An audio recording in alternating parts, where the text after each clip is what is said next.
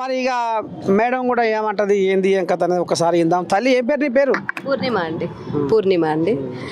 So అంటే మీ promo చూశాను. So అందులో నాకేమనిపించింది అంటే ఒక పాట ద్వారానే మిమ్మల్ని రిజెక్ట్ చేయడం అనేది కరెక్ట్ కాదు.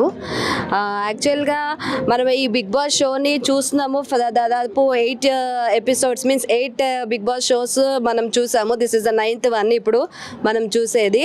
సో ఈ 8లో మనకు ఓన్లీ సామాన్య ప్రజలు అనేది ఎంట్రీ ఓన్లీ సెకండ్ బిగ్ బాస్లో మనకు వచ్చినట్టుంది. ఓన్లీ 2 మెంబర్స్ అవుట్ సైడర్స్ వచ్చింది అదర్ దెన్ ది ఆర్టిస్టులు కాకుండా. సో ఈ బిగ్ బాస్ 9లో మనకు అవకాశం ఇచ్చినప్పుడు ఇలాంటి మోటివేషన్ తెలుగు గురించి తర్వాత పాటల గురించి తెలుగు భాష గురించి చెప్పే వాళ్ళని తీసుకుంటే బాగుండేది అనేసి నాకు అనిపిస్తుంది. సో రిజెక్ట్ చేయడం దాన్ని నేను చాలా ఖండిస్తున్నాను. సో నర్సయ్య తాతని తీసుకుని ఉంటే బాగుండేది. సో దానివల్ల మనకు పిల్లలకి కానీ పెద్దలకు కానీ ఒక మెసేజ్ అనేది వచ్చేది.